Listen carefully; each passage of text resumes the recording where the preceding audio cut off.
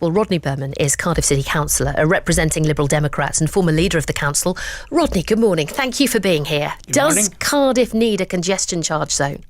Well, I think the council needs to make the case for that, but what I think they need to do is ask the people whether there should be a congestion charge. Now, there wasn't a clear proposal in Labour's manifesto at last year's local elections, so what we're calling on is that if any proposals emerge from this consultation, they should be put out to a referendum of the people, and then the people can decide whether it should be brought in or not. How far should that go? Because Hugh Thomas told me this morning that will happen. There will be a public consultation. He said he wants it to be as wide as possible to include people who live, maybe perhaps outside the city. What do you think? How far and wide should it be? Well, I think, the council's got to come up with that proposal, but what I'm very concerned about is that they are going to rush now to make an in-principle decision that there should be a road user payment scheme. That's the proposal that's going before Cabinet on the 27th of April. They'll make that decision in principle, and then they'll work out what the details are. And that's the completely wrong way of going about it. They should be doing the consultation first before they decide whether or not they're going to go ahead. But this council keeps wanting to make decisions before they start asking people what their views are. And of course, a lot of this focus comes down to what the alternatives are in terms of public transport. Hugh Thomas saying that needs to be looked at before any congestion charge comes in. Absolutely. We've always said that before a charge could be considered, we have to see significant improvements in public transport. We've been going in the wrong direction in that regard. Bus services have been cut year after year in the city. We've recently lost the bus link from the park and ride at Pentwyn into the city centre. So the alternatives just aren't there, and that's got to be addressed first before you can think about bringing in a charge. Are you confident that can be addressed?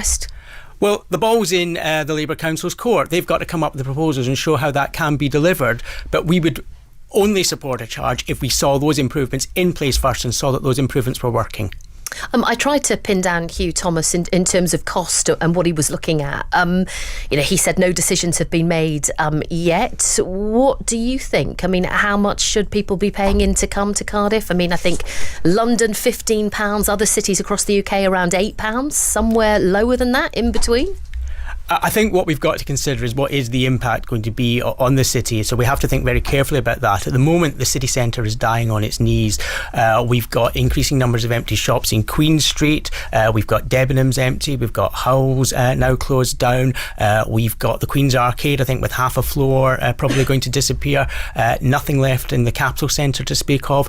So are we going to put ourselves in a position where the city really dies and we just drive more people to online shopping? I think we've got to think very carefully about the impact of this. So we have to have real wide consultation. We have to have real clear proposals before any decision is made about whether or not we go ahead with this. So if I say to you, it's £6 to come into Cardiff city centre today, it's 2026, let's look ahead.